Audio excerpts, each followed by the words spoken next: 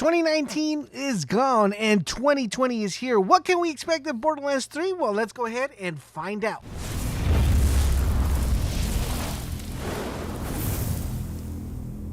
This is LaserBolt and welcome to today's video, guys. Today we're talking about the future of Borderlands 3. What can we expect this coming year? And there is quite a lot to actually talk about, but it's kind of funny if we think about it. Borderlands has only been out 3 months, and so far we've gotten a lot of good amounts of updates. Not only have we gotten the Bloody Harvest event, we got the raid, and now we got the Moxxi DLC in the span of just 3 months.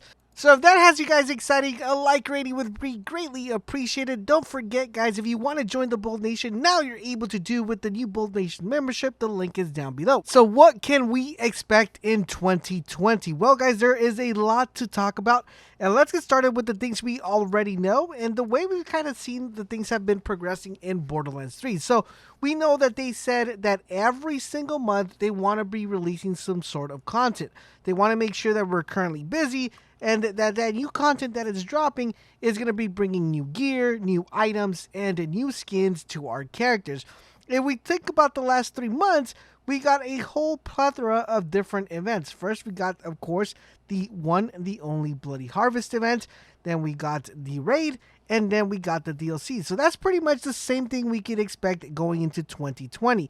We expect a brand new event coming out on January the 20th, which I believe it's going to be around there between the mid-January and almost towards the end of January. We should expect a brand new content. The reason why I'm throwing out the date of January 20th is because we have the live stream that we get almost every month of Borderlands 3, and I expect something to be announced on that date. So I'm looking for that date to be a very special day where we might get a brand new event for January. So that has me pretty excited. Once we have January, we got a new event. And just like the previous event that we got last time, we got a whole different sets of items and different tweaks for the game.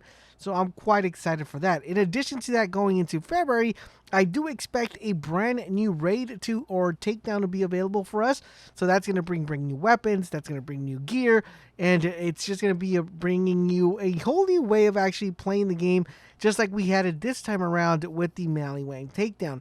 In addition to that, on March, I do expect a DLC droppage to come our way.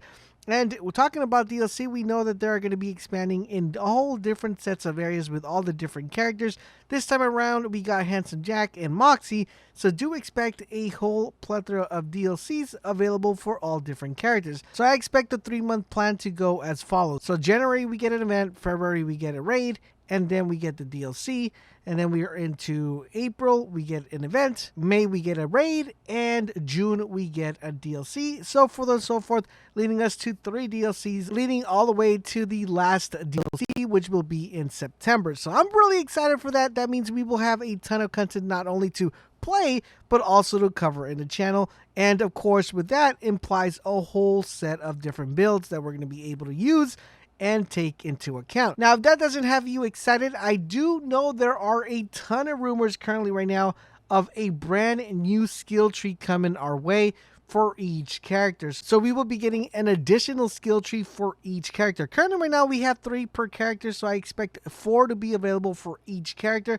Now, if this is going to be part of a paid DLC, I have no idea. I highly doubted that they'll probably put it against a paywall. So we do expect that coming. I don't see that happening this time around. I do expect that to be like around the summer.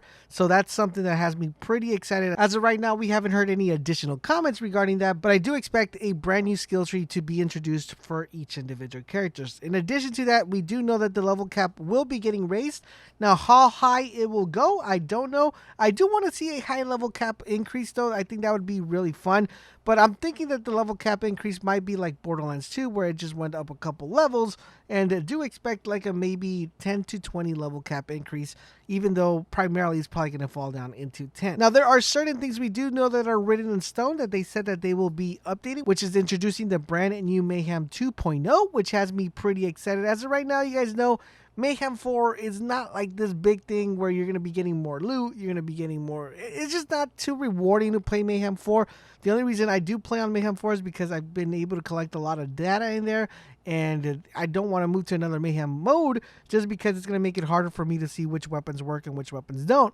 But theoretically speaking, if I had a choice, I would just pick, State of Mayhem Mode 3, because the rewards in Mayhem 4 aren't that beneficial. Now, I wish they would actually make it beneficial. The higher level you actually play, the more rewards you should be getting. So I do expect that Mayhem Mode 2.0 will be quite fun, and it'll introduce a brand new different way of actually approaching the game and kind of tackling different enemies. And speaking of enemies, they have stated that they are going to be increasing the drop rate for specific enemies. As you guys know right now, currently, if you're trying to find a specific weapon, it's a little bit harder to get a drop, or especially if you're looking for a specific anointment. They said they are going to increase the drop rate for specific items, so that's pretty awesome. Because if you guys did play the new Moxxi DLC, as you guys know, the drop rate for that is really, really good. You get a ton of loot very fast, helping you farm for specific anointments, and I wish that would be part of the whole entire game. So overall, in general, guys, it looks like 2020 looks like a very promising year for Borderlands 3.